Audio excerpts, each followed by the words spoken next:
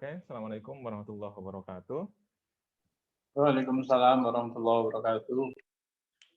Suara saya terdengar nggak teman-teman sekalian? Kedengaran Pak Makrus? Ya, terima kasih. Ini mohon maaf kalau saya tidak menyalakan kamera ya, karena kalau pakai menggunakan kamera itu nge-lag. Jadi tempat saya tuh nge-lag karena sinyalnya kurang bagus itu. Ya, teman-teman sekalian, mahasiswa FAI, sebelumnya Assalamualaikum warahmatullahi wabarakatuh. Waalaikumsalam warahmatullahi wabarakatuh. Waalaikumsalam warahmatullahi wabarakatuh. Senang berjumpa dengan teman-teman sekalian yang sudah menyempatkan berdiskusi ya hari ini. Ini sebenarnya bukan agenda fakultas itu, jadi tidak ada programnya di fakultas secara spesifik dalam bentuk paker maupun dalam bentuk program, hanya ini untuk memudahkan teman-teman yang sebentar lagi akan melaksanakan proses akhir studi teman-teman sekalian, yakni menyelesaikan studi dengan cara menyelesaikan tugas akhir skripsi maupun non skripsi. UMP memang yang sudah saya sampaikan beberapa waktu yang lalu sudah memberikan kebijakan bahwa skripsi boleh menggunakan skripsi yang pada umumnya maupun menggunakan tugas akhir non skripsi. Nah, nampaknya sekarang sebagian besar itu teman-teman sekalian itu menggunakan yang skripsi ya, ini tidak ada masalah. Maka karena prosesnya sama, baik skripsi maupun non skripsi harus melewati proses pengecekan cek plagiarisme itu sebagai syarat item atau salah satu item dalam pendaftaran Monakosah yang nantinya akan dibuka pendaftarannya mulai tanggal 20 kalau tidak salah ingat atau 21 sampai dengan tanggal 30. Jadi mohon bagi teman-teman yang sudah menyelesaikan proses penelitiannya untuk segera diselesaikan sehingga nanti tidak terburu-buru teman-teman itu merasa penelitiannya belum selesai sehingga nanti pembimbingnya dioyak-oyak, kira-kira begitu. Jadi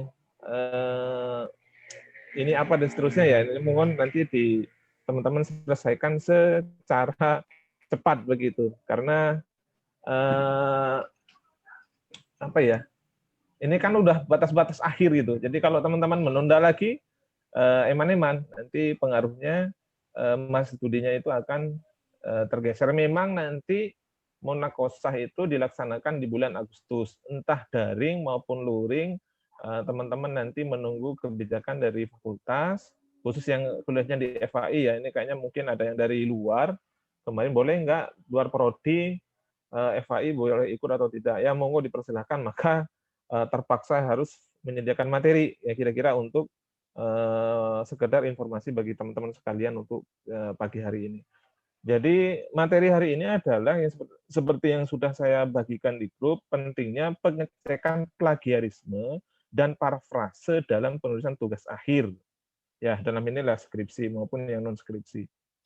Ini dasarnya parafrase itu penting atau tidak ya monggo, tapi ini adalah hal yang tidak bisa teman-teman lewati bahwa dalam Permendiknas, sekarang Mendikbud ya, Permendikbud kalau sekarang itu, karena sekarang itu Kementerian Kebudayaan, kalau dulu itu Menristek Dikti, nah sekarang untuk perguruan tinggi dipindahkan ke Mendikbud. Dalam Permendiknas nomor 17 tahun 2010 ini menyesuaikan karena 11 tahun yang lalu tentang pencegahan dan penanggulangan plagiat di perguruan tinggi. Ini berlaku secara umum baik di UMP maupun di luar UMP. Dalam Permendiknas ini menerangkan bahwa plagiat adalah perbuatan secara sengaja atau tidak sengaja, jadi sengaja maupun tidak sengaja, dalam memperoleh atau mencoba memperoleh dan mencoba memperoleh kredit atau nilai untuk suatu karya ilmiah dengan mengutip sebagian, jadi sebagian atau seluruhnya karya ilmiah pihak lain yang diakui sebagai karya ilmiahnya tanpa menyatakan sumber secara tepat dan memadai. Ini menurut Permendiknas, saya baca penuh saja. Kemudian secara istilah, menurut KBBI online itu yang saya lihat itu adalah pengambilan karangan, pendapat dan sebagainya. Pengambilan karangan ada bentuk pendapat dan sebagainya yang merupakan karya orang lain dan menjadikannya seolah-olah karangan kita atau pendapat kita gitu, pendapat kita sendiri, misalnya menerbitkan karya tulis orang lain atas nama dirinya sendiri maupun sifatnya jiplakan kayak gitu. Kemudian pengertian secara umum, ini pengertian secara umum adalah tindakan menyerahkan atau submitting. Jadi kalau di jurnal itu ada proses submit, menyerahkan atau mengirimkan, atau menyajikan atau presenting ide atau kalimat atau kata orang lain tanpa menyebut sumbernya. Jadi titik poinnya, jadi garis benangnya di sini adalah bagaimana kita memberikan sumber rujukan terhadap apa yang kita kutip, ya, atau kita sitir. Jadi mohon ini di garis bawahi adalah menyebutkan sumbernya.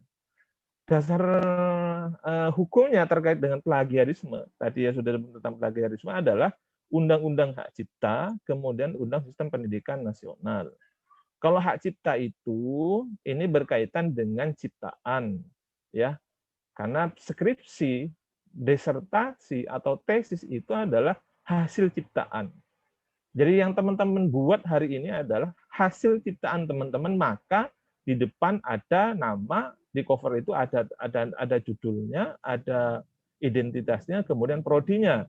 Maka dianggap sebagai hasil ciptaan teman-teman sekalian. Dan itu dilindungi dalam Undang-Undang Hak Cipta. Maka disebut dalam Undang-Undang Hak Cipta itu disebutkan bahwa ciptaan di ketentuan umum itu adalah hasil setiap karya pencipta yang menunjukkan keasliannya dalam lapangan ilmu pengetahuan, seni, dan maupun sastra. Jadi di sini ada ilmu pengetahuan. Bedanya pengetahuan dengan ilmu pengetahuan, kalau ilmu pengetahuan sudah ada metodologinya, begitu. Ya, begitu kira-kira. Kemudian yang kedua, dalam Undang-Undang Nomor 20 Tahun 2003 tentang Sisdik itu disebutkan pasal 25, lulusan perguruan tinggi, ya, baik itu S2, S1 maupun S3, itu lulusan perguruan tinggi di pasal 25 itu yang karya ilmiahnya digunakan untuk memperoleh gelar, baik gelar di sini adalah gelar SPD, SH, atau MPD untuk yang S2, profesi, nurse, APT, apa dan seterusnya, maupun vokasi AMD, kalau tidak yang AMD itu, sebagai bukti merupakan jiplakan dicabut gelar kesarjanaannya. Jadi dicabut gelar sarjananya. Dan itu diterangkan dalam pasal 70. Lulusan yang karya ilmiah yang digunakan untuk mendapatkan gelar akademik, ya, gelar akademik ya, seperti yang sudah saya sampaikan tadi adalah SH, SPD maupun MPD itu di FAI itu adalah saya sebutkan tadi adalah profesi maupun vokasi sebagaimana dimaksud dalam pasal 25 ayat 2, terbukti merupakan jiplakan dipidana dengan pidana penjara paling lama 2 tahun dan atau pidana denda paling banyak 200 juta. Ya, ini tolong ini kenapa plagiarisme itu sangat penting begitu. Jadi lagi-lagi kenapa saya menentukan dasar hukumnya, jarang saya membaca mengisi acara apapun itu harus ada dasar hukumnya begitu. Nah, kali ini saya mendalilkan hukum, dasar hukumnya dan pengertiannya. Ini biar memudahkan teman-teman sekalian. Konsekuensinya bagaimana teman-teman sekalian? Ini sudah diantisipasi dalam penulisan. Tolong di mute ya, yang baru datang. Ya, tolong di mute. Ya, terima kasih. dalam skripsi maupun tesis disertasi, umumnya perguruan tinggi itu telah menetapkan di bagian awal itu biasanya cover, halaman pengesahan berarti yang ada pengujinya, terus seterusnya, kemudian dekan, kemudian dan halaman berikutnya kalau tidak salah ini. Jadi ada surat atau lampiran halaman pernyataan orisinalitas atau keaslian. Ini masing-masing perguruan tinggi itu beda-beda. Ada yang namanya halaman pernyataan orisinalitas. Kalau di FAI kayaknya halaman pernyataan orisinalitas. Ada juga perguruan tinggi yang memberikan halaman pernyataan keaslian. Nah ini intinya sama dalamnya itu. Dan ini kecil ya. Kalau di panduan FAI yang baru itu juga menerangkan apabila terjadi hasil plagiat, maka kemudian bersedia dicabut gelar sarjananya sesuai dengan undang-undang yang tadi. Ya, ini karena ini yang tanda tangan siapa? Ini tidak ada paksaan sebenarnya kalau menurut saya, tidak ada paksaan. Ini karena hasil karya teman-teman sekalian dan ini tanda tangan di materai 6.000. Kalau dulu, nah sekarang 10.000 karena yang materai 6.000 sekarang sudah tidak ada lagi, sekarang adanya yang 10.000. Jadi tolong skripsinya itu dikerjakan secara baik dan benar. Ya, gitu. Kemudian, kok nggak bisa jalan ini. Kemudian gini, ruang lingkup plagiarisme. Ini ruang lingkupnya. Plagiarisme itu apa? Pengertiannya saya sudah sampaikan di atas tadi. Ruang lingkupnya itu adalah mengutip kata-kata atau kalimat orang lain tanpa tanda kutip atau tanpa menyebutkan identitas sumbernya. Jadi kalau di buku panduan itu ada kutipan langsung, ada kutipan tidak langsung. Kalau kutipan langsung itu kalau melebihi 3 atau 4 baris, maka harus dipadatkan menjadi 1 baris dan diketuk 1 ketukan ke dalam. Nah, itu. Misalnya undang-undang, ayat Al-Quran melebihi 3 baris, itu harus dijadikan satu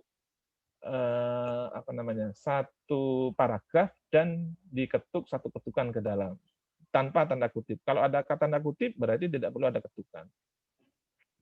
Kemudian yang kedua, menggunakan gagasan, pandangan atau teori orang lain tanpa menyebutkan identitas sumbernya. Ingat, gagasan, pandangan maupun teori orang lain itu tanpa menyebutkan sumbernya. Maka hati-hati teman-teman itu menulis karya tulis ilmiah itu, baik itu skripsi maupun artikel.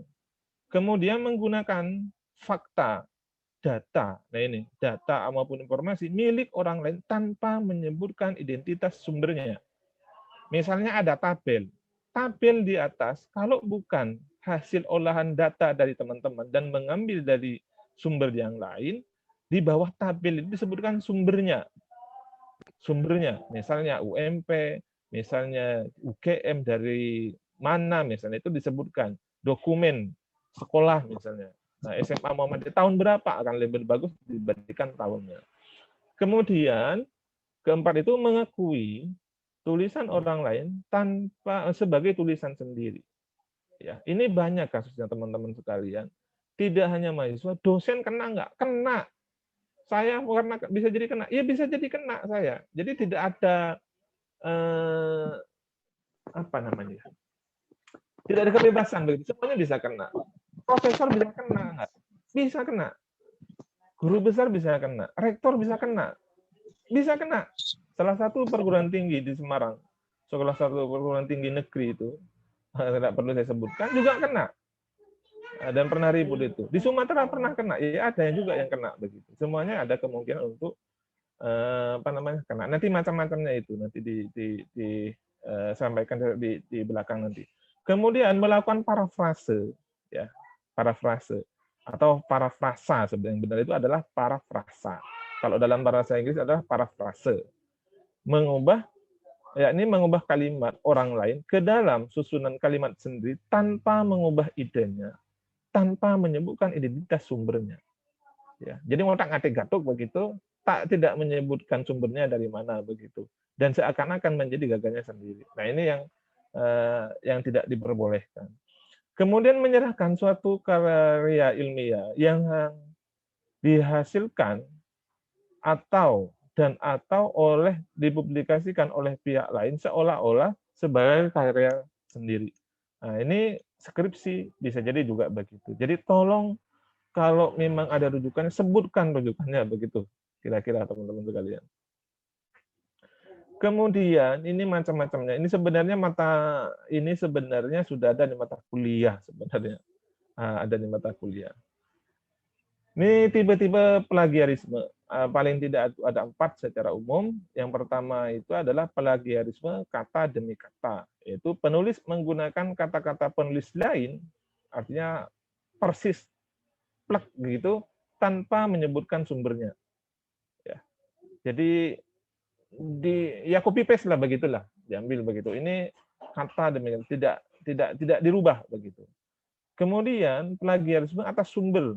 Penulis menggunakan gagasan orang lain tanpa memberikan pengakuan yang cukup, tanpa menyebutkan, dalam hal ini adalah tanpa menyebutkan sumbernya secara jelas.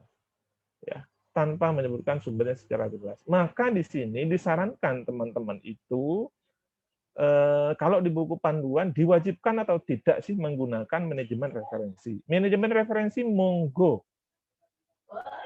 Tidak diwajibkan untuk manajemen referensi yang mana, tapi disarankan atau sebenarnya disarankan, lebih cenderung ke wajib sebenarnya itu. Saran tapi cenderung ke wajib. Menggunakan aplikasi Mendeley. Boleh Mendeley, boleh Zotero, boleh Footnote. Silahkan teman-teman itu. Silahkan teman-teman. Jadi tidak dipaksakan begitu. Tapi untuk di panduan penulisan skripsi di FAI itu sebaiknya menggunakan Mendeley, karena itu yang diajarkan di proses pelatihan beberapa waktu yang lalu, sehingga ini memudahkan teman-teman itu dalam menyebutkan sumber. Ya, jadi begitu. Untuk saya sendiri itu, saya pribadi memang mewajibkan mahasiswa harus menggunakan Mendeley. Jadi tidak akan bisa sidang proposal ya, semprov ya, semprov untuk dilaksanakan kalau dia belum menggunakan Mendeley. Karena ini adalah titik awalnya begitu. Titik awal di mana plagiarisme itu muncul begitu kira-kira. Kemudian plagiarisme kepengarangan. Ya, ini penulis mengakui sebagai pengarang karya tulis orang lain. Jadi ini kalau pengarangan. Jadi bukunya siapa, kemudian dianggap karya dia sendiri. 1 sampai 3 itu adalah milik orang lain. Sementara yang 4 ini yang kena, termasuk yang kena. Jadi memplagiat karya dia sendiri, self plagiarism. Jadi adalah penulis mempublikasikan dengan mendaur ulang karya tulisnya sendiri, sekalipun ciptaannya baru, dan yang dihasilkan harus memiliki perubahan yang berarti. Nah ini gini, saya itu kena cek plagiarisme karena saya mengutip karya saya sendiri. Bayangin coba.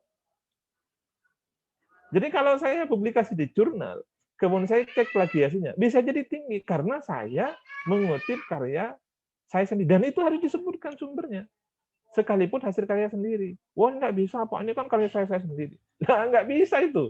Karena kita kan bicara aturan ya, begitu teman-teman. Jadi ini memplagiat punya sendiri pun juga masih kena begitu. Ya. Kemudian ini terjadinya plagiarisme mulainya dari mana? Yang pertama itu adalah minimnya kemampuan membaca. Ya. Ini. Jadi saya tidak spesifik ke literasi ya. Literasi kan bukan banyak, membaca, workshop, pelatihan itu bagian dari literasi. Tapi di sini saya lebih memfokuskan kepada kemampuan membaca. Ya. Membaca terburu-buru, menulisnya sehingga menulisnya terburu-buru. Maka sebaiknya sebelum teman-teman mengutip itu baca betul buku itu. Jadi ada istilah buku babon. Buku babon itu pelajari betul apa yang di sana begitu, sehingga kalau dikutip memang betul sesuai dengan yang ditulis. Satu kejadian beberapa waktu yang lalu, ada seorang teman itu dalam salah buah forum tertentu itu mempresentasikan hasil penelitiannya dan mengutip salah satu sumber, dan yang dirujuk itu misalnya ada di forum itu. Dan saya mengutip bukunya siapa namanya, Mas Yogi misalnya. Nah, Mas Yogi hadir di situ. Menurut Mas Yogi, bla bla bla dan seterusnya. Nah, sementara yang menulis tidak merasa, oh saya tidak pernah menulis ini gitu. Dan debat di forum itu tuh. Usut punya usut, dia mengambil tidak langsung kepada sumbernya, tetapi menggunakan sumber lain. Jadi misalnya gini, jadi saya mengutip bukunya Mas Yogi. Jadi Mas Yogi itu tidak sampai ke Mas Yogi, saya mengutip bukunya Yoga begitu.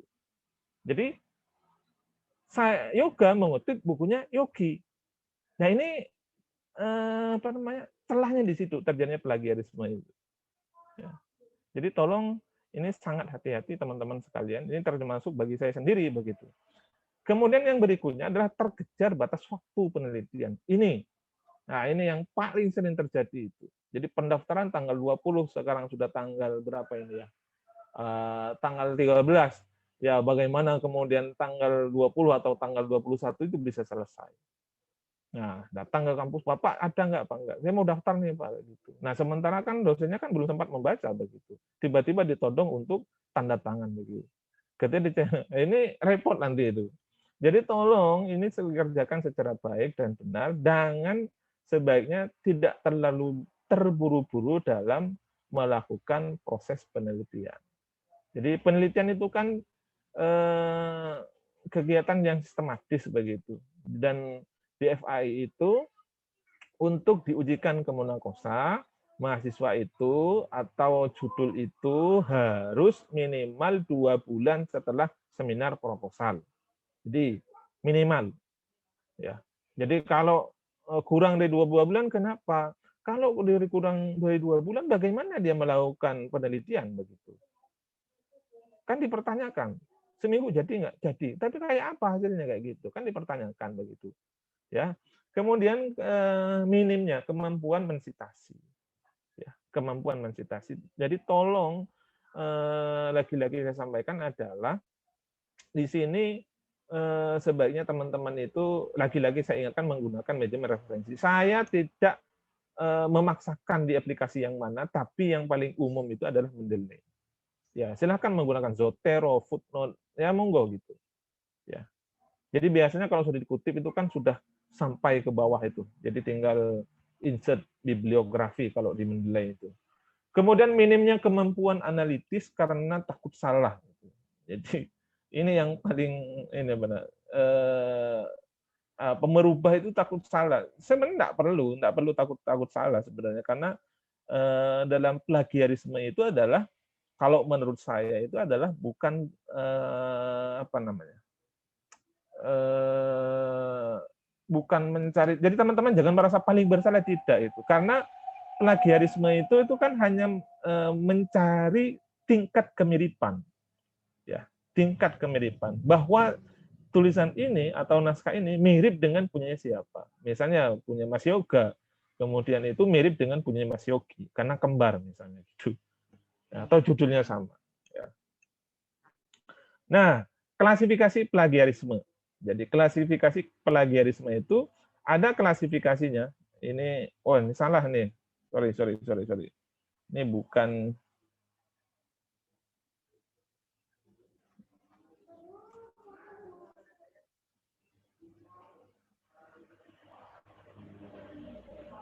Nah, ini ada di atas 70. Oke, ini klasifikasi plagiarisme. Ada ringan, ada sedang, ada total atau berat itu. Plagiarisme ringan itu di bawah 30%. Itu ringan. Di bawah 30%. Kemudian plagiarisme sedang 30% sampai dengan 70%. Kemudian plagiarisme berat itu di atas 70%.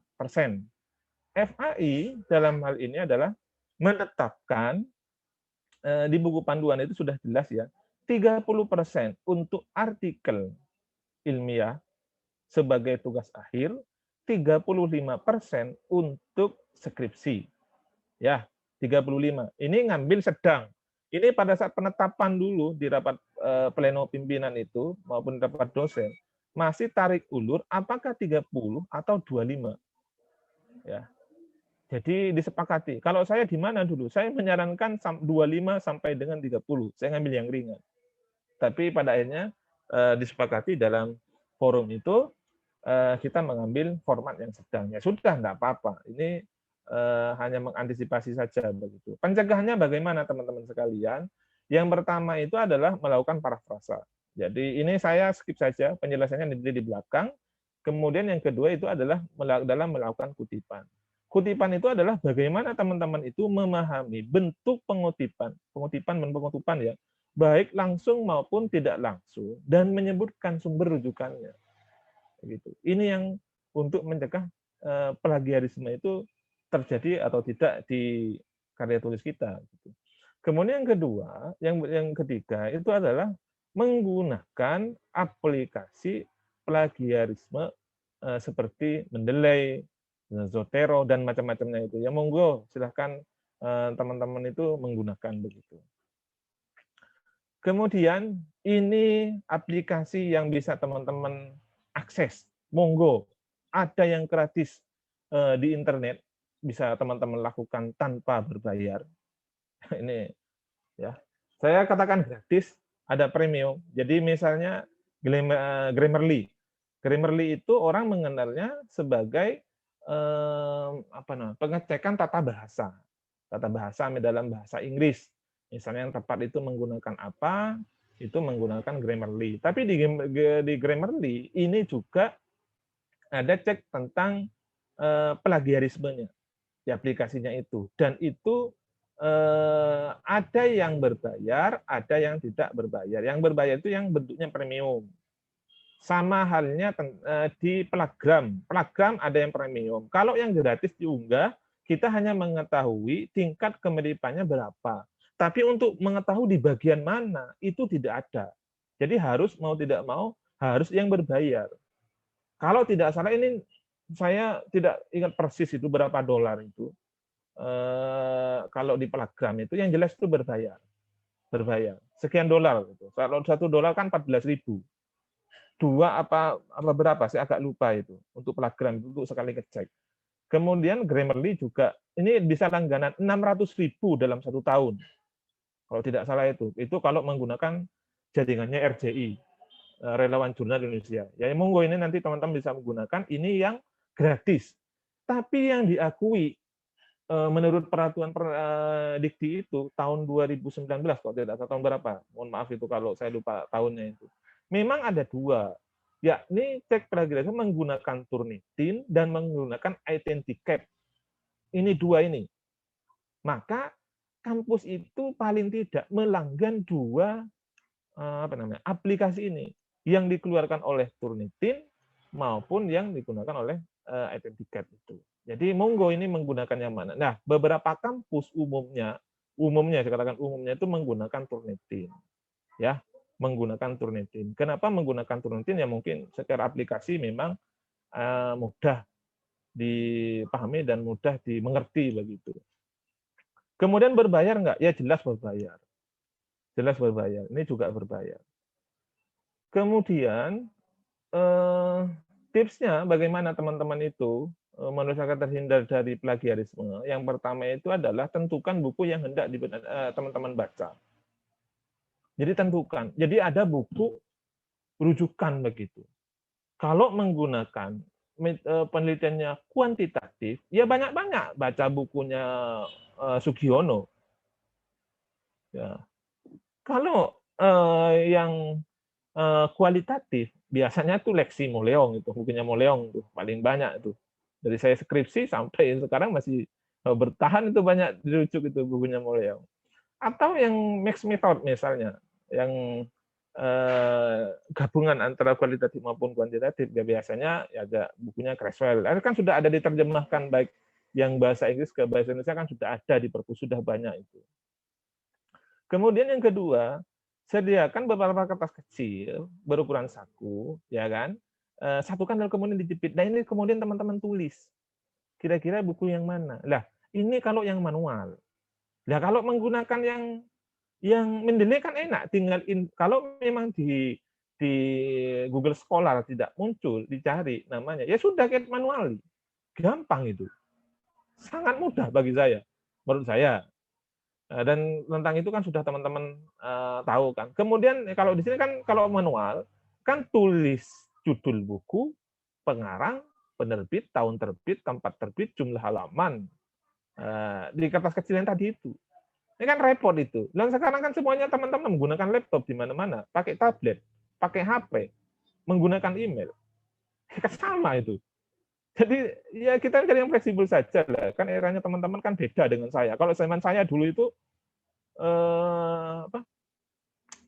tesis lah paling terakhir ya. Tesis itu tahun 2013 itu masih manual itu. Ngetik datang ke perpus, baca buku begitu. Karena nggak tahu namanya Google Book. Dulu kan belum ada itu. Google Book itu. Itu pun ada juga kadang tidak penuh. Cara downloadnya nggak bisa. Sekarang kan sudah bisa itu. Ada aplikasi yang bisa download Google Book. Nah itu dulu. Maka dulu itu jurnal adanya yang cetak, online belum ada. Online kan jurnal itu tahun 2016, ingat saya. Karena saya baru ngelola jurnal menggunakan OJS itu tahun 2016. Nah, tahun itu kan masih belum. Maka masih cetak. Jadi nulis. Jadi dibagi itu. Kutipan dari buku, ada sekian puluh. Kemudian dari jurnal, bla bla bla, sekian puluh. Dari internet, sekian puluh. Disebutkan linknya, sumbernya kapan, kemudian diakses tanggal berapa, jam berapa. Itu harus ditulis itu. Kalau dulu. Masa sekarang kan nggak perlu itu. Sudah ada aplikasi kan? Kayak gitu ya, sudah tinggal insert saja itu. Sudah mudah, sangat mudah bagi saya. Jadi tidak sulit itu. Yang sulit itu kalau tidak mau mempelajari itu. Itu sulit memang. Sembari membaca buku, salin ide utama yang Anda dapatkan pada kertas kecil. Nah, itu dulu. Kalau sekarang kan bisa teman-teman tulis langsung aja diketik. Sumbernya tinggal masukin aja di di Mendeley maupun di Zotero maupun di footnote itu ya monggo lah itu teman-teman sekalian lah itu. Kemudian setelah selesai membaca buku, fokus pada pencatatan Anda. Jadi ini yang saya lakukan dulu. Jadi pada saat saya ngerangkum lah bahasanya begitu, ngerangkum. Sehingga kemudian setelah saya ketik, kalau sekarang kan e-book mudah. Jadi e-book mudah, kemudian baca jurnal juga mudah, semuanya online, jadi tidak sulit. Tinggal teman-teman lawan. Tapi kalau ada yang menggunakan ini, boleh nggak? Boleh, silahkan. Saya tidak melarang begitu. Kemudian, ketika menulis artikel, maka jika ingin menyitir atau mengutip dari buku yang telah Anda baca, fokuslah pada kertas catatan yang sudah kita tulis itu. Kemudian terakhir itu adalah kembangkan kalimat Anda sendiri dari catatan yang Anda buat, yang sudah ada dibuat tadi itu. Jadi ini untuk menghindari plagiarisme. Jadi begitu. Bagaimana kemudian kebijakan fakultas dalam hal ini adalah berkaitan mengantisipasi tentang plagiarisme ini. Sepengetahuan saya, FKIP itu baru menerapkan tahun depan. Saya kemarin sudah komunikasi dengan Pak Saiful. Saya nggak tahu itu kalau fakultas lain ada atau tidak. Sepertinya ada, kalau tidak salah fakultas ekonomi itu. FAI itu menetapkan plagiarisme sedang, yakni 35% untuk skripsi, 30% untuk artikel ilmiah. Itu uangnya dipotong. Kemudian dilarang melakukan pengecekan di luar FAI. Karena gini, di FAI itu menggunakan Turnitin. Kalau cek di luar menggunakan Turnitin yang sama, kemudian cek lagi di FAI untuk mendapatkan surat keterangan dari FAI, maka itu biasanya itu ditolak sistem itu. Ditolak. Jadi tidak ada pada saat ngecek di administratornya, Mas Yogi itu nolak ininya.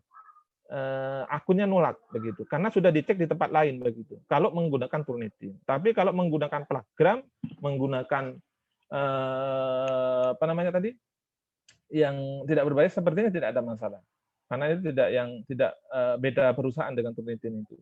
Kemudian apa yang dicekkan? Yang dicekkan itu cukup cover depan, cover depan itu yang menyatakan judul, penulisnya, NIM-nya, kemudian prodinya, fakultas dan universitas, tahunnya. Itu kan biasa halaman depan kan itu tuh. Itu saja Kemudian isinya bab 1 sampai dengan bab 5. Lampiran awal tidak perlu dicek, lampiran akhir tidak perlu dicek, termasuk daftar pustaka. Kecuali skripsinya menggunakan bahasa Inggris. Dari cover sampai dengan akhir menggunakan bahasa Inggris. Jadi kalau bahasa Inggris, kenapa daftar pustaka tidak perlu dicek? Karena tidak terbaca. Nanti di apa namanya itu? Diturnitin itu. Cuman apa namanya? Menambah-nambahi apa namanya itu? Keting apa besarnya persenan itu loh. Plagiarismenya itu, maka tidak perlu, cukup sampai dengan bab 5. Berarti bab pendahuluan, bab landasan tinjauan pustaka, kemudian metode penelitian, hasil dan pembahasan, kemudian penutup. Dah, itu aja. Nanti skemanya bagaimana nanti di-share oleh fakultas untuk bagaimana teman-teman mengecek. Itu nanti ada ketentuan itu dari fakultas itu. Kemarin sudah draftnya sudah dikirimkan ke TU, nanti mungkin proses itu untuk apa namanya ditandatangani oleh Pak Dekan. Berapa bayarnya? Di rapat sebelumnya memang ditetapkan biayanya 25.000 dulu. Maka berdasarkan hasil diskusi pimpinan itu diturunkan menjadi 20.000 setiap mengecek tanpa ada batasan halaman. Kalau mengeceknya di LPIP ya, itu ada batasan halaman 50 halaman. Kan skripsinya kan tidak mungkin 50 halaman karena ketentuan di FAI itu skripsi itu isi bab 1 sampai dengan bab 5 itu 60 halaman minimal. Jadi harus 60 halaman. Jadi bayarnya berapa? Jadi 40.000 kan? Jadi kayak gitu. Berapa kasang dicek? Ya makanya sebelum dicek, jadi ini kan 20.000 kan 20.000 kan cuma 2 gelas apa ya itu? Boba kan ya. 2 gelas boba itu. Sekali makan lah kalian itu. Nasi Padang 10.000, kemudian kalian minum boba, wadah 20.000. Kalau mengatakan ini masih mahal, saya pikir gini, ini bukan persoalan mahal dan murah, bukan persoalan gratis dan tidak gratis dan berbayar. Sekarang ini persoalan pertanggungjawab akademik begitu, ya. Jadi jelas ini, maka diturunkan kemarin ini agar tidak memberatkan mahasiswa. Pertama itu. Dan yang kedua, boleh nggak dari luar? Kalau mengeceknya dari luar, lah nanti kan tidak ada surat keterangan bebas cek plagiasi itu. Maka hasil pengecekan plagiarisme sebagai syarat untuk daftar munakosah dibuktikan dengan surat keterangan dari fakultas. Jadi nanti setelah dicek 35% itu hasilnya akan ada hasilnya. Kemudian itu sebagai untuk syarat mendaftar. Jadi tolong ketika sudah muncul cek plagiasinya segera diperbaiki. Nah, perbaikinya bagaimana? Ini nanti disampaikan menggunakan teknik parafrase. Nah, saya sampaikan nanti baru diskusi aja di akhir ya. Parafrase atau parafrasa dalam KBBI itu adalah mengungkapkan kembali suatu tuturan dari sebuah tingkatan atau macam bahasa menjadi yang lain tanpa mengubah pengertian. Jadi mengubah tanpa merubah substansi. Atau pengertian yang kedua, penyesuaian kembali suatu teks atau karangan dalam bentuk susunan kata-kata yang lain dengan maksud untuk dapat menjelaskan makna yang tersembunyi. Ya. Jadi mengungkap begitu. Jadi ini dalam pemaknaan parafrasa. Nah, jadi kalau tulisannya di bahasa Inggris itu parafrase. Memparafrasakan. Jadi yang kita lakukan berarti adalah menguraikan kembali suatu teks dalam bentuk yang lain. Jadi itu yang bisa kita lakukan begitu kira-kira. Langkah-langkahnya bagaimana untuk melakukan parafrase atau parafrasa? Yang pertama itu adalah membaca dengan cermat sumber yang diparafrasakan. Kembali lagi apa yang kita kutip, apa yang kita rujuk. Jadi kalau tidak menggunakan manajemen referensi, menurut saya itu amat sangat menyusahkan itu, amat sangat memberatkan bagi teman-teman sekalian. Maka tolong nanti teman-teman sekalian itu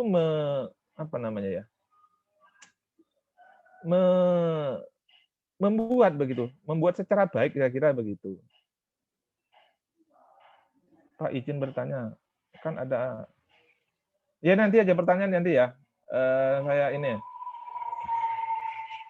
Kemudian yang kedua, menulis kalimat inti dari bacaan. Jadi menulis inti dari bacaan itu bagaimana begitu. Jadi apa ya? Kalau menurut saya sih ya, merubahnya tidak langsung menghilangkan makna begitu.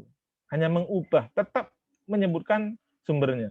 Kemudian mengembangkan kalimat inti yang telah diperoleh menjadi kalimat pokok. Jadi kalimat intinya apa, kemudian menjadi kalimat pokok. Ya, jadi ini bisa teman-teman lakukan. Kemudian menyampaikan gagasan tersebut dengan menggunakan bahasa sendiri. Tentu bahasa sendiri itu tetap menggunakan kaidah pedoman ejaan yang bahasa Indonesia yang disempurnakan itu. Kemudian menggunakan kata bersinonim. Kemudian mengubah kalimat langsung menjadi tidak langsung. Biasanya kan bahasa dalam pelajaran bahasa Indonesia. Jadi kalian ingat-ingat lagi aja itu. Kemudian mengubah kalimat aktif menjadi kalimat pasif. Nah, tolong ini diingat-ingat dulu di mata kuliah pelajaran bahasa Indonesia. Jadi tidak perlu menjelaskan ini. Karena sudah dalam mata kuliah yang lain.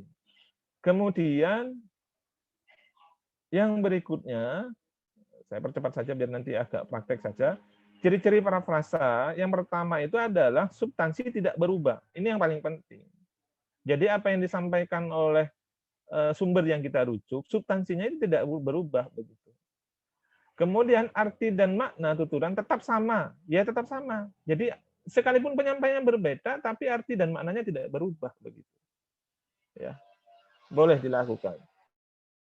Itu mudah. Sekarang kan kalau menurut saya itu mahasiswa harusnya lebih pintar dibanding dosennya menurut saya itu.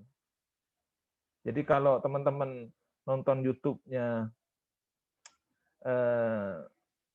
apa namanya itu Sujiwo Tejo itu ya di Habib Ja'far itu dia kan sekarang kan mahasiswa kan jauh lebih pintar ketimbang dosennya karena dengan fasilitas online begitu.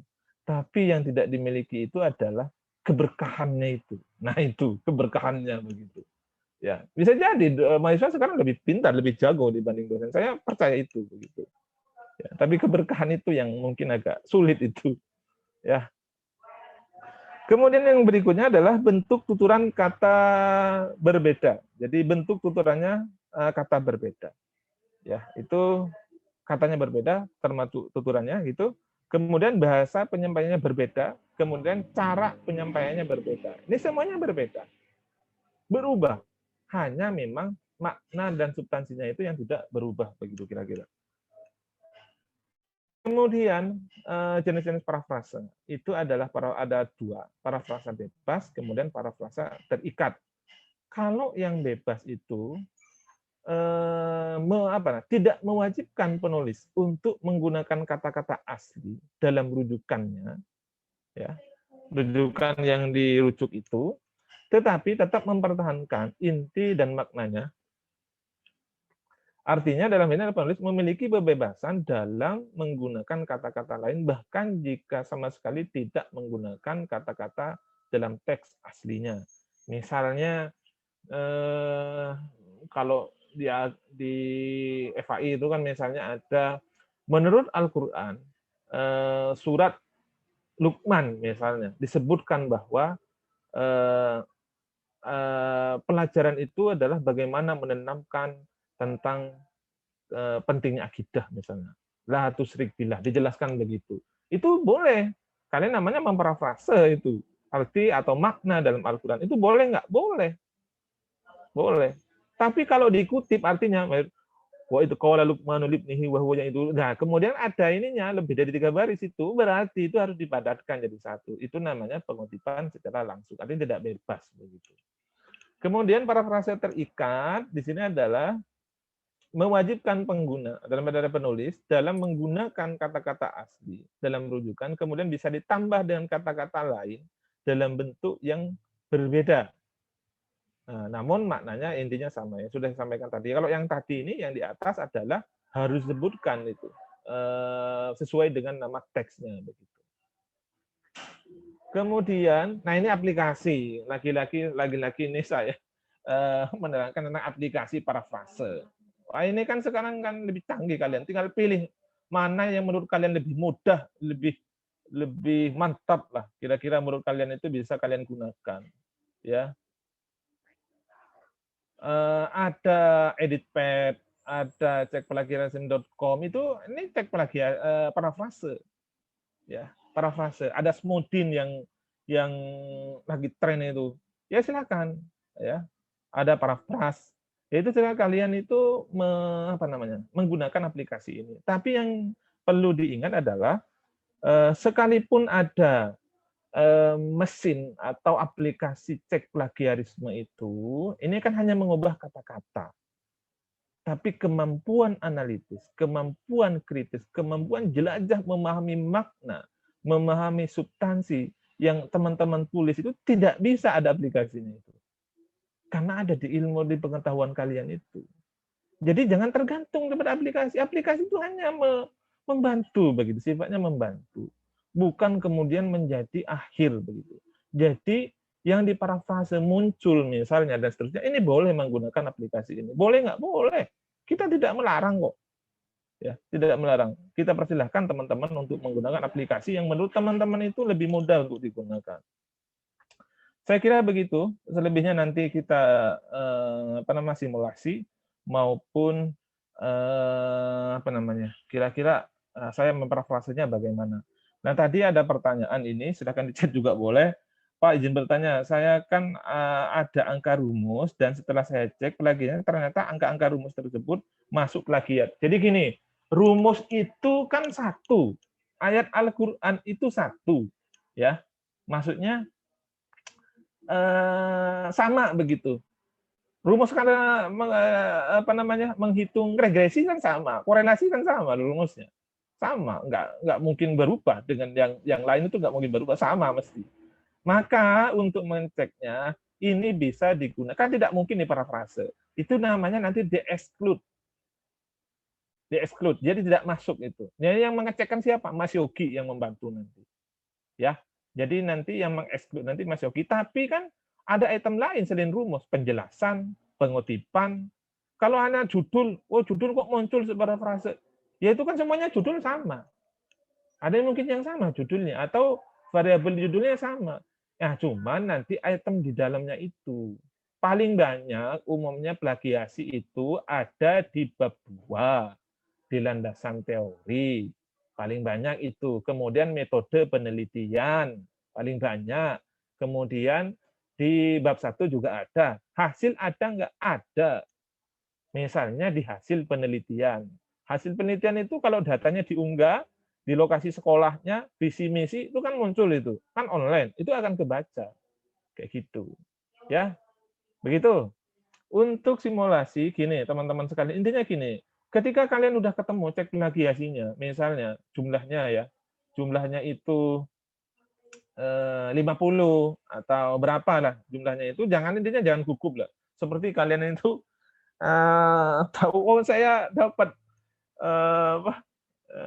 cek itu loh untuk corona itu, ya. Positif begitu, jangan panik aja, santai aja begitu loh. Itu bisa disiasati kok. Jadi tolong nanti teman-teman bisa gunakan dengan aplikasi yang lain. Jadi ini saya yang sudah cek plagiasi itu, saya share screen dulu. Ini yang jurnal ya, tapi kalau ini jurnal. Jadi di jurnal itu sebelum masuk ke reviewer itu harus ada proses cek plagiasi. Nah, ini judul punya Iva Maulia Firdaus.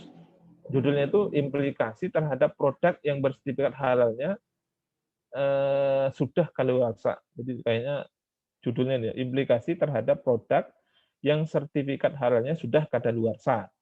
Ini judulnya. Nah ini kan kalau teman-teman kan pasti kan ini Fakultas Hukum Negeri Semarang misalnya, kan sama ini, emailnya sama, hukum sama kan. Nah, yang diperbaiki jangan fokus ini kalian. Fokusnya tidak perlu ke sini, yang ke sini nih loh. Ini loh. Dengan adanya globalisasi ini sudah salah. Karena apa? Kata penghubung di awal paragraf kan. Ya, era globalisasi di mana masyarakat ini kan bisa di apa namanya? Di apa namanya itu? Di parafrase. Ya. Kemudian nah, misalnya sama, undang-undang kok bisa muncul, Pak? Ya undang-undang pemerintah kan online itu. Ya kan, semua undang-undang peraturan pemerintah kan sekarang sudah diunggah itu dan itu sifatnya sudah online. Sama, ya. Nih, intinya saya langsung aja ke bagian akhir ya. Ini undang-undang muncul. Jadi kan kalau tidak langsung, ya kan, namanya undang-undang kan sama ini, sama. Jaminan produk halal berbasis seterusnya. Ini kan tidak mungkin di parafrase kalau ini. Nanti bisa namanya di-exclude. Cuman yang exclude-nya nggak mungkin satu-satu, ya. Lama. Jadi yang apa namanya? Yang umum-umum saja misalnya kayak gini, penulis, memaknai metode dan seterusnya. Ini bisa dilakukan parafrase. Ini tidak bisa saya copy karena di sini untuk sudah bentuknya gambar. Jadi kalau dicek plagiasi itu gambar itu tidak bisa di Turnitin ini tidak bisa terbaca kalau bentuknya gambar. Tapi kalau rumus dalam bentuk gambar tidak terbaca. Tapi kalau dalam bentuk teks kemudian filenya PDF itu masih bisa dicek plagiasinya itu. Fokus saya ke bawah. Nah, ini nih. Jadi kalau menggunakan Turnitin begini teman-teman sekalian, itu di Turnitin nanti teman-teman dari Mas Yogi ketika dicek plagiasinya itu, setelah dicek itu muncul di sini. Nah, similarity index. Ini totalnya yang kita minta di fakultas untuk skripsi itu di bagian ini jumlahnya berapa? 35%. Sebenarnya untuk artikel ini seandainya ditulis oleh mahasiswa PAI maupun HES itu, ini sudah cukup karena maksimal tadi itu kan berapa itu? 30% ini 29. Jadi sudah ambang batas sudah sini. Dia berasal dari mana? Apa namanya? Sumber kutipannya. Pertama 26% itu berasal dari website begitu. Jadi internet source itu seperti inilah website itu, blog dan seterusnya berasalnya dari sini. Kemudian 13% dari publication ini bentuknya dari jurnal, kemudian 15% dari student paper. Jadi student paper itu kayak skripsi, tesis dan seterusnya. Sumbernya paling banyak dari mana? Ini kan di atas kan ada warna-warni itu. Ya kan? Ini kan ada warna-warni nih, ada hijau misalnya begitu. Ini berarti kalau tinggal ngelihatnya hijau. Hijau berarti dia ngambil dari siregar.blogspot.com. Muncul semua di sini. Muncul. Misalnya dari repositorinya Raden Intan itu, YIN Raden Intan itu 4%, kemudian dari Eprinnya mana itu, YIN Surakarta itu ada 4%. Ini semuanya muncul. Ya, semuanya muncul. Nah, akan lebih bagus di mana sebenarnya yang bagus? Karya ilmiah, termasuk skripsi itu, yang bagus itu yang tinggi di sini. Yang bagus yang tinggi di sini. Jangan yang di sini. Kalau ini kan website. Ini kan website ini. Mana? Blogspot. Kemudian kalau UI masih bisa, repository masih bisa, konsultasi, skripsi, bayangin loh. Halal-halal. Ini kan bisa dicek. Dan ketika dia diklik itu, dia nge-link. Ngambilnya dari mana? Yang malah nggak bisa kebaca kan? Websitenya mati. Jadikan rujukan lagi.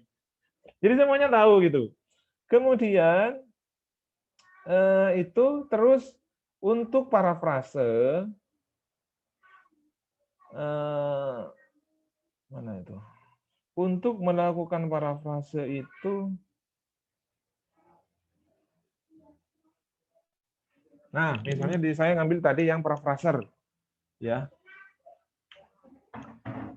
Yang parafraser ini salah satu aplikasi online itu di internet itu yang bisa kalian gunakan itu.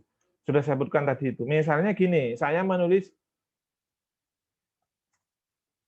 inilah biar nggak terlalu tegang lah ya. Aku mencintai.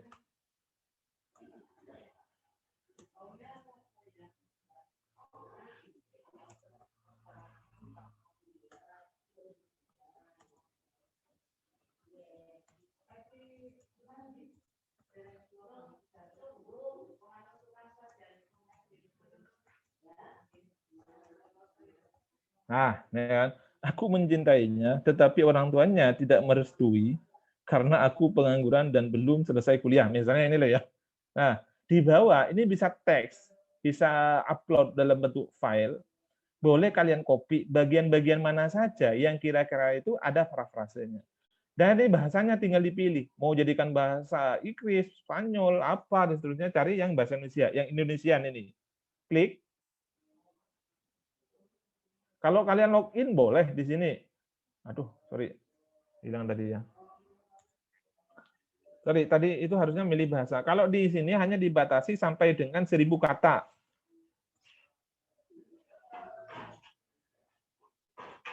Aku mencintainya, tetapi orang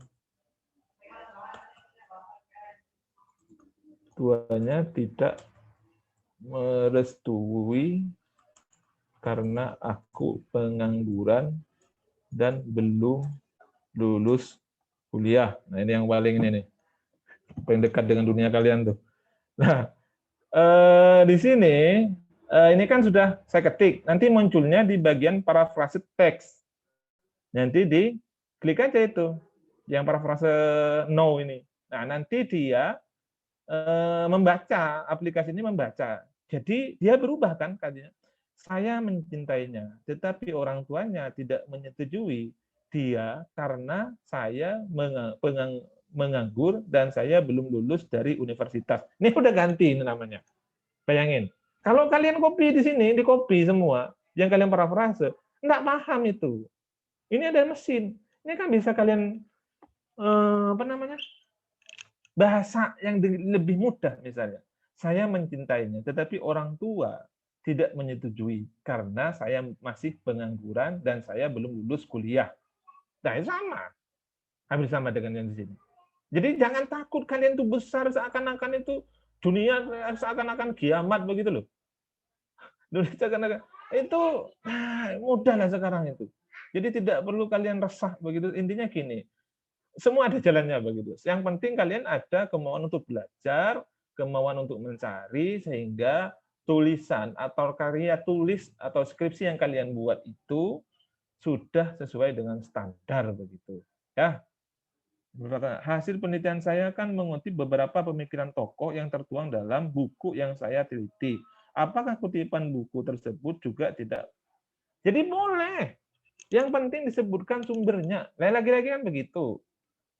Ya, kalau dicek plagiasinya, ya kan, plagiasinya muncul nih, misalnya bukunya Nurholis Majid, ya, atau bukunya Kunto Wijoyo, atau bukunya Amin Rais, saya nggak tahu nih bukunya siapa gitu. Misalnya bukunya siapa namanya, Kunto Wijoyo Paradigma Islam misalnya, itu kalian meneliti tentang bukunya Kunto Wijoyo atau pemikiran Kunto Wijoyo, dan itu kalau kalian muncul itu di bagian itu, yaitu di parafrase. Yang penting kan tidak menghilangkan makna dan maksudnya dan disebutkan sumbernya. Gitu. Intinya itu tidak hilang maksud, tidak hilang makna, boleh berubah kata-kata boleh dan sebutkan sumbernya. Itu tidak masalah. Boleh di parafrase. Tidak ada masalah. Ya. Begitu. Yang lain? Bukan pertanyaan. Kalau dicek di fakultas, lalu kemudian terbukti plagiat dengan kategori sedang, kisaran 3, apakah bisa diperbolehkan? Gini, di fakultas itu, kalau kalian ngecek, misalnya ya, bukan kisaran lagi, udah jelas itu, ketentuan fakultas adalah 35% untuk skripsi. Ya, artinya ya, 35%. Dicek, langsung 30. Ya sudah, tidak perlu lagi cek lagi, tidak perlu parafrase. Kan sudah jelas itu. Sudah 30%. Kalau intinya di bawah 35 gitu. Maksimal 35. Jadi kalau 36 cek plagiasi lagi enggak? Dicek plagiasi parafrase lagi begitu. Oh, Pak Leman sama itu. Pak Leman, Pak Wage, Pak Ibnu Buzakia sama. Melakukan proses begini. Sama. Malah mereka bayar 100.000 itu sekali cek plagiasi. Itu tolong ini maksud saya tulis teman-teman tulis skripsinya dengan baik dan benar, sebutkan sumbernya begitu. Kalau tadi dengan kategori sedang itu 30 sampai dengan 70%. FAI itu kan sudah menetapkan 35. Jadi kalau sudah kecek misalnya 15, ya alhamdulillah tidak perlu cek lagi, langsung mendaftar dan dibuatkan langsung surat pernyataan bebas plagiasi. Begitu. Boleh, silakan kalian bertanya secara ini ya, silakan bertanya. Langsung, tidak harus ngechat. Silakan kalau ada yang tanyakan. Halo?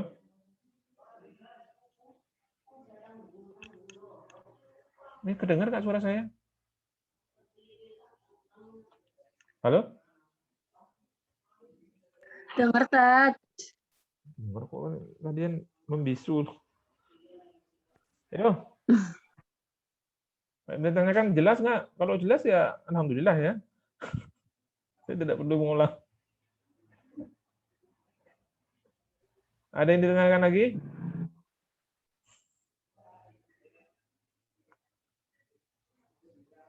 Halo? Tats, itu berarti mengecek. Tats mau tanya. Ya, Mungkin yang lain. silakan. Iya. Itu berarti ngeceknya nunggu ACC skripsinya gitu, Tat, sebelum Ya, sidang. iya. Berarti gitu. Tuh. Iya kan gini. Gini prosesnya itu kan dosen pembimbing kan. Dosen pembimbing sudah oke. Nah, silakan Mbaknya sebelum mendaftar kan tanda tangan tuh. Tanda tangan kan. Ya. Di dosen itu, di nota dinas itu kan tanda tangan itu tanda tangan yang sudah kalian buat seperti yang di buku panduan itu. Nanti dosen kan langsung kan kalian bisa daftar munakosa. Di salah satu syarat pendaftar munakosa itu adalah melampirkan bebas cek plagiasi itu. Kenapa sih harus ada cek plagiasi itu? Melindungi kalian itu yang di halaman originalitas itu loh. Karena gini, kalau terbukti ada plagiasi, plagiat hasil karya kalian, ini bukan katakan kalian plagiat, enggak ya. Ini lagi-lagi mengantisipasi. Karena yang malu itu tidak hanya kalian. Dosennya ya juga malu, pengujinya malu, kemudian apalagi kalau kampusnya jangan ditanya ya itu juga malu gitu loh. Maka kenapa kita ngambil yang sedang ini biar tidak memberatkan mahasiswa. Kenapa 35%? Biar mendekati yang keringan itu. Jadi kayak gitu. Maka ngambil tengah-tengah itu 35%. Di UMSIDA, Universitas Muhammadiyah Sidoarjo, itu 30%. Salah satu kampus di Jogja itu menetapkan 20% apa 15% itu. Nah, itu kan gimana ya? Ya, kita tidak mencari yang sempurna, paling tidak ini adalah bagian ikhtiar kita bagaimana kemudian kualitas lulusan itu bisa dipertanggungjawabkan secara baik begitu. Dan kenapa harus ada keterangan cek plagiasi? Idealnya memang yang melakukan cek plagiasi ini bukan fakultas. Idealnya itu adalah tingkat universitas, entah di perpustakaan. Ada salah satu kampus itu ngeceknya di perpustakaan, lebih sulit lagi itu. Karena yang dicek kan tidak hanya 30 orang, tapi 3.000 orang. Kalau jumlah mahasiswa angkatan itu. Pusing kan kalian itu. Ini kan sudah dipermudah, maksud saya begitu. Ini sudah dipermudah, tinggal kalian itu melakukan cek plagiasi. Nanti mendapatkan surat keterangan bebas cek plagiasi dari fakultas, dan itu yang menjadi dasar. Jadi kalau suatu saat ada yang bertanya, misalnya, oh ini kamu plagiat dari sumbernya ini. Nah, ini ada buktinya begitu. Sudah cek plagiasi. Ini aturannya. Dan kita bisa menjelaskan nanti dari pihak fakultas bahwa pihak yang bersangkutan tidak melakukan plagiat begitu. Artinya tidak melanggar undang-undang. Ya. Jadi gitu teman-teman sekalian. Ini untuk mengantisipasi. Bukan kemudian kenapa sih di buku panduan itu. Jadi lagi-lagi tolong dengan sangat ya. Kalian itu baca buku panduan. Di buku panduan tata cara bagaimana mencari ide, menyusun skripsi bagaimana, prosesnya bagaimana, laporannya bagaimana, cara mengutipnya bagaimana, kemudian apa itu sudah ada semua di sana itu.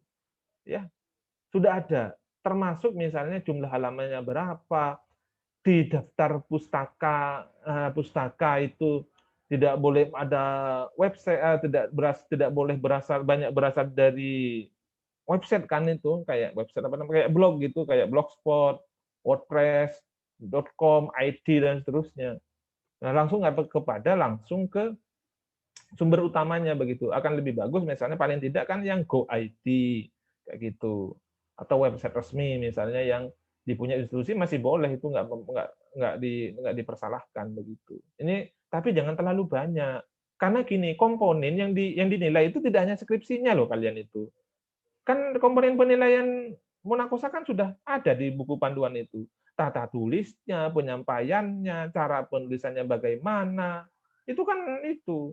Penyampaian kalian bagus, judulnya bagus, tapi tata tulisnya apa namanya, kacau balau, ya nanti kan juga tidak maksimal begitu. Apalagi sekarang ada komponen penilaian itu kan ada A, ada Amin, B plus, B.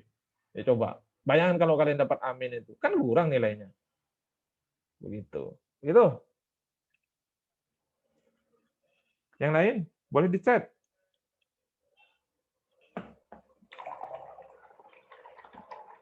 Saya sambil minum ini.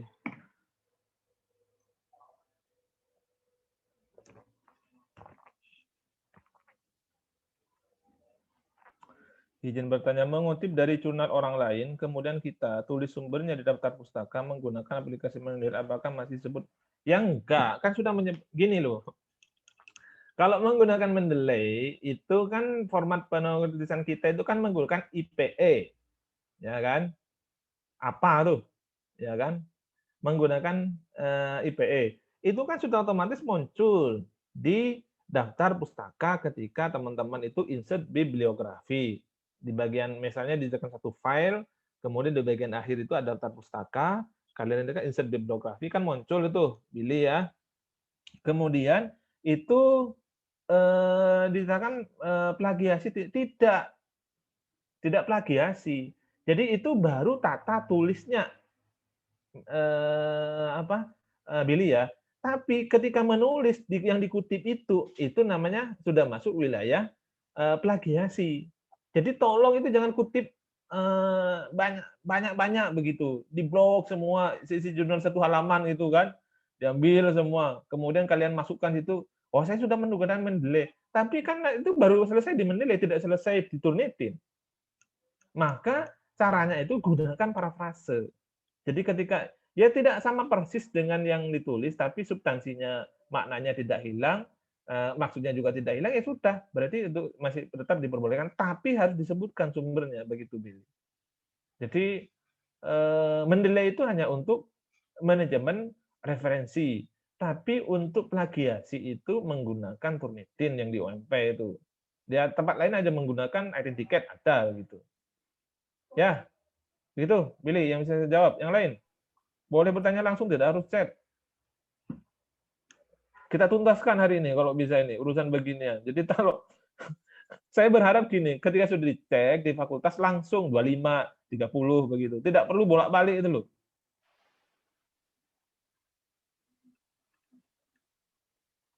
Ayo, yang lain. Maaf Pak, mau tanya kedengar apa enggak ya? Ya, terdengar. Iya, ini kan kalau di kan ngutip dari jurnal pakai Mendeley. Itu kalau ini menurut saya yang termasuk parafrasa apa enggak, maksudnya kata-katanya itu dirubah loh, diganti pakai sinonim, pakai kata-kata sendiri, tapi yang intinya sama itu bagaimana Pak? Boleh, nggak apa-apa. Jadi gini ya, nah saya kayaknya simulasi aja. Tanya apa pada jurnal semua ini ya. Nah, mana ini?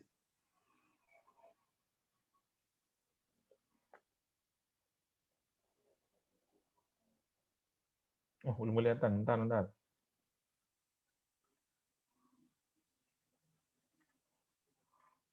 Saya ambil di hash saja ini ya.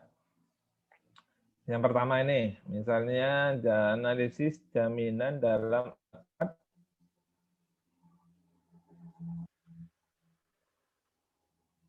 saya cari PDF-nya dulu. Kan kalian kayak gini kan? Terus download lagi.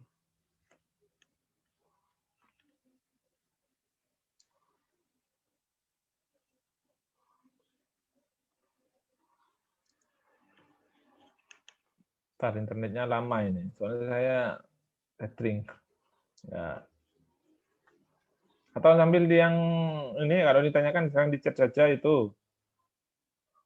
Bentar, karena pertanyaan yang sebelumnya dengan pertanyaan Lutful, Billy dengan Lutful kan hampir sama itu.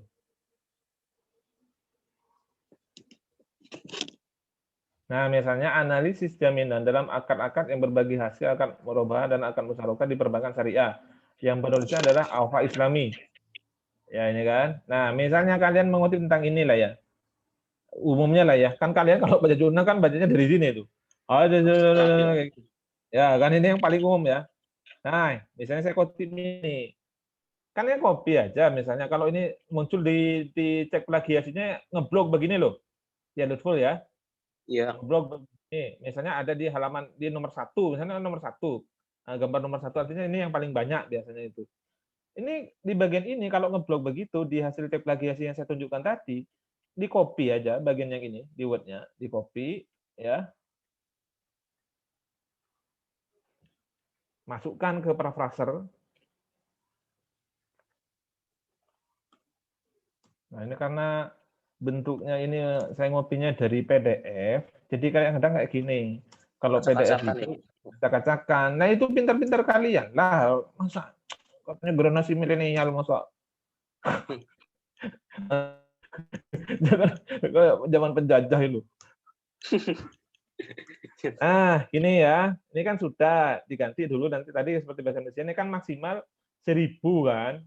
Ada batasan sampai dengan ini kan baru kepake 67, artinya ada 67 kata yang ada di sini. Nah, kalau nggak percaya silakan kalian hitung sendiri lah. Kalau saya percaya. Terus ini diklik ini paraphrase. Nah, ini kan nanti muncul sekian persen. Nah, kan sudah 100% komplit kan? Dalam prakteknya udah ganti kan? Iya. Betul ya? Nah, udah ganti kan ini kan? Dalam prakteknya. Jadi ini hasil yang para apa namanya tuh? Cek plagiasi itu di bagian ini yang paling gede, tapi kalian bingung gitu loh. Ini rupanya piye loh, wes kesakesu nih marahin fakultas kan. Mana fakultasnya dimarahin, dosen pembimbingnya dimarahi, kemudian apa namanya tuh? Yang ngecek dimarahi kan. Kesu kan udah baru kesu kan, universitas dimarahi, pemerintah dimarahi. Wah, nggak ada yang benar pokoknya. Yang pokoknya biasanya diri sendiri begitu. Ya namanya saya bisa memaklumi itu ya karena apa namanya? Ya kondisi lah ya, kondisi ya, tapi ya nggak apa-apa, itu bisa dimaklumi. Tapi jangan terlalu sering nanti malah bahaya kalian itu. Jadi dalam prakteknya ya kan dalam praktek kan sebelahnya kan dalam praktek ditambah kemudian jadinya kan lembaga keuangan syariah khususnya perbankan saya selalu menarik agunan. Di sini kan jaminan ya kan menarik jaminan. Jaminan itu kan sama dengan agunan. Ya kan? Iya. Dan agunan dan kontrak bagi hasil ya kan kebendaan atas kontrak bagi hasil. Dan langsung di sini bagi hasil malah lebih fleksibel di sini. Coba dicek di sini ada berapa word-nya ini. Saya copy di Word itu. Agunan bagi hasil yang ditandai dengan mitra kliennya. Namun, nah udah mulai tetapi udah diganti dengan namun ya. Namun harus diingat bahwa tapi ini kan bahasa ini ya. Ini bahasa naratif. Cenderung agak populer. Dalam penulisan namun ini dalam pedoman ejaan bahasa Indonesia yang disempurnakan itu kata titik namun ini dia tidak boleh ada titik di depannya. Ya kan? Paham nggak Lutful? Iya, Pak. Kelihatan ya? Ini ya. Iya. Yang benar ini koma dulu baru namun. Harus, tapi kalau nulis koran boleh nggak gini? Boleh di koran. Boleh. Makanya saya bilang ini tidak boleh dijadikan acuan resmi. Maka kalian itu juga setelah parafrase lagi begitu. Perhas lagi. Namun harus dibatasi pada kasus kerugian. Tetapi diingat bahwa penarikan jaminan kebendaan tersebut harusnya dibatasi pada kasus di mana adanya kerugian. Dan yang penting harus dibatasi pada kerugian yang disebabkan oleh tindakan kerugian karena perbuatan melanggar hukum ya kan. Diganti di sini kalau perkelahian dan tindakan klien yang tidak sah. Kelalaian atau berarti di sini mengganti kealpaan, ya kan? Ya kan? Iya, Kealpaan diganti kelalaian atau pelanggaran kontrak cedera atau janji. cedera janji yang dilakukan. Nah, itu loh. Cedera janji kan jadinya kayak ingatnya Kak Nan kan jadinya. Nah, jadi kalian gini loh. Kalau kalian banyak baca gini loh. Proses di awal itu parafrase itu adalah minim kemampuan membaca. Kalau kalian banyak baca, itu mudah nulis itu. Seperti kalian sudah terbiasa masak itu loh. Sudah mencium bau bumbu ini, baunya apa begitu. Sekalipun saya tidak pintar masak ya. Jadi gitu betul ya. Nah, jika kerugian terjadi karena kesalahan, nah, dalam hal ini kerugian di luar kesalahan, nah ganti kan, jatuh kesalahan, kesalahan atau kelalaian pelanggaran kontrak oleh pelanggan garansi mungkin tidak berlaku. Pelanggaran kealpaan, pelanggaran kontrak apa, maka jaminan tidak boleh dieksekusi. Nah, ini kan bahasa hukum begitu loh. Itu kayak bahasa kontrak gitu loh, bahasanya kayak gitu. Begitu, Lutful, ini untuk melakukan parafrase. Ini banyak aplikasi ya. Parafrase, website paragraf dengan yang lain itu sama enggak? Ya beda. Wong pengembangannya kan beda-beda kayak gitulah ya. Pengembangnya kan beda-beda. Jadi kalau pengembangnya beda-beda kan berarti otomatis kan hasil ciptaannya kan berbeda. Begitu. Jadi jangan terlalu apa namanya? Taklid lah. Taklid terhadap ininya cek bagasinya itu. Saya cek di sini dia 60 kata, yang tadi itu berapa kata itu? Ini parafrase 67. Dia ngorang menjadi hanya berkurang 7 kata. Ya, menjadi 60. Saya cek di Word itu. Begitu, Lutful. Iya, Pak. Jelas ya? Iya, insya Allah jelas, Pak. Gini, ada pertanyaan. Kalau kita pakai kutipan langsung, berarti presentase plagiasi. Ya, betul. Jadi kutipan langsung itu kecenderungan mesin itu, ya namanya gini ya. Turnitin itu apa namanya? Hanya mengecek kemiripan. Salah benar itu ada di kalian. Nah, paham lagi saya ulangi ya. Turnitin atau plagian apa namanya? Cek plagiasi apapun itu. Dia hanya mengecek kemiripan, bukan mengecek salah benar. Salah benar itu ada di kalian. Ya. Oh, kayaknya salah. Ya kalian yang perbaiki itu gitu loh. Ya. Kemudian kalau kutipan langsung melalui buku atau jurnal, kutip langsung, kemungkinan bisa ini enggak tinggi enggak? Bisa tinggi. Tapi kalau misalnya undang-undang, kemudian rumus, kemudian ini biasanya dia kelewat. Ayat Al-Quran biasanya dia kelewat di mendelay itu, kelewat. Tapi memang ada sebagian ujung atau di mananya yang muncul begitu, hanya sebagian aja, tidak secara keseluruhan begitu. Jadi santai saja, intinya tidak perlu panik lah. Seperti kalian apa namanya? Tes web begitu. Hasilnya apa ya? Mudah-mudahan semuanya itu hasilnya negatif begitu. Kalau di sini paling enggak ya di bawah 35% begitu. Sehingga tidak perlu melakukan cek lagi. Jadi tolong dari sekarang, ini masih tanggal 14, ada waktu jeda, bisa konsultasi dengan dosennya, sehingga nanti sebelum pendaftaran itu sudah dilakukan cek plagiasi. Begitu yang bisa saya jawab. Sudah. Yang lain? Masih ditanyakan enggak?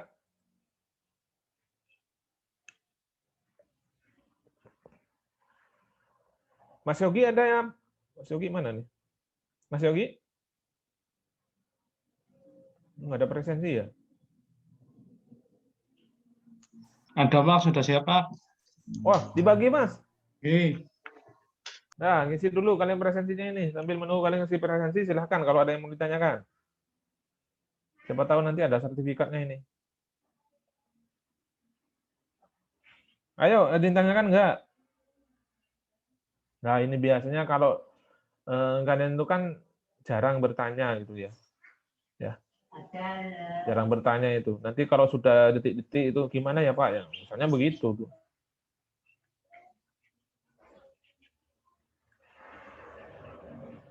Ayo, ditanyakan nggak?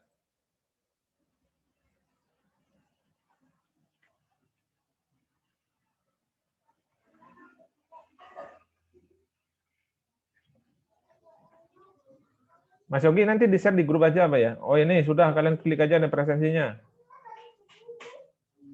Kayaknya tadi yang belum, ada 40-an kayaknya 50 lebih tadi ya.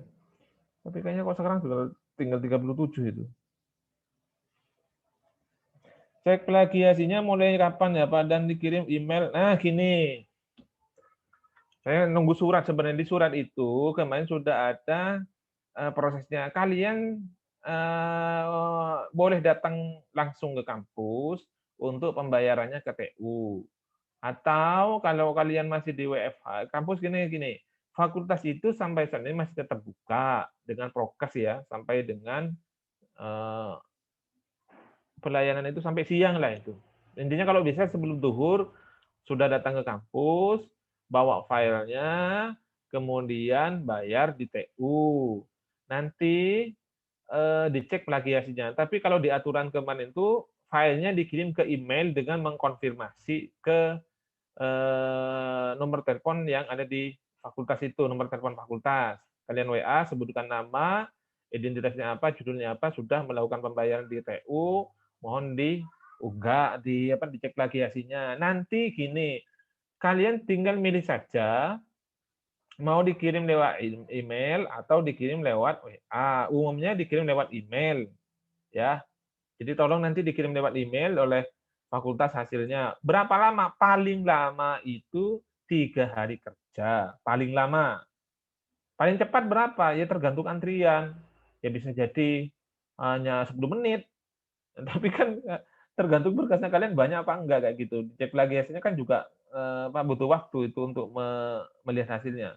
Ya, dan tidak bisa diperkirakan, ada yang cepat hanya hitungan menit begitu, tapi juga tergantung antrian di fakultas. Paling enggak yang mudah-mudahan tidak sampai sehari, setengah hari lah paling enggak, nanti bisa kalian tahu hasilnya. Begitu Kiki ya. Terus cek plagiasnya mulai kapan? Sudah dimulai, silahkan datang ke kampus itu. Kalau tidak salah kemarin Arel itu sudah datang ke kampus dan sudah melakukan cek plagiasi. Silahkan kalian datang ke kampus begitu.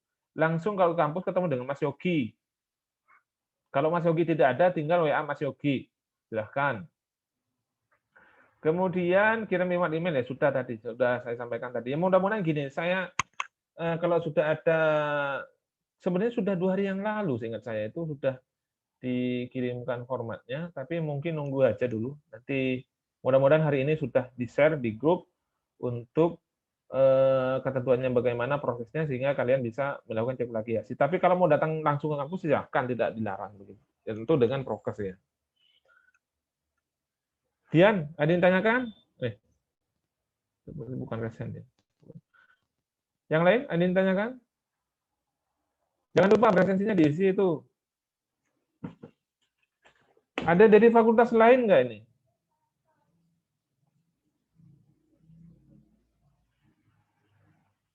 Halo?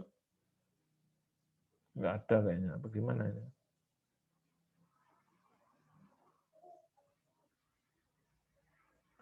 Ada yang ditanyakan? Atau cukup?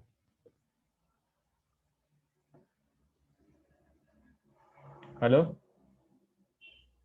Wah ini kalau Zoom nggak diperlihatkan, nggak dinyalakan videonya ya begini, nggak tahu kalian dengar apa enggak ya. Cukup ya? Halo?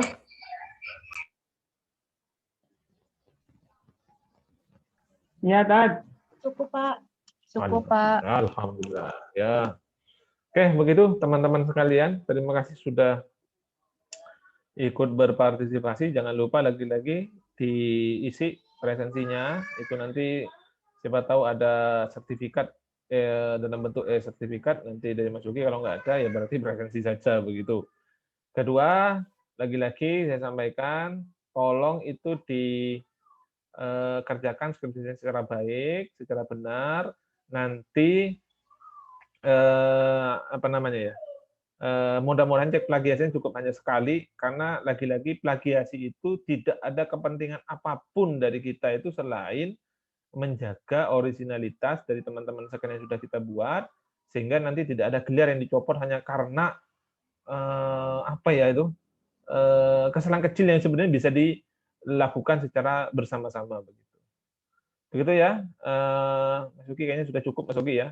Nanti tinggal datang ke fakultas untuk melakukan cek plagiasi. Lagi-lagi tanggal pendaftaran kalau tidak salah tanggal 21 ya, karena tanggal 20 itu Idul Fitri, Idul Adha ya, Lebaran itu. Jadi tanggal 21 sampai dengan tanggal 30 apa 31 saya agak lupa itu. Ya tanggal 30 karena 31-nya itu hari Sabtu, hari libur karena di UMP itu Senin sampai dengan Jumat hari kerja sekarang.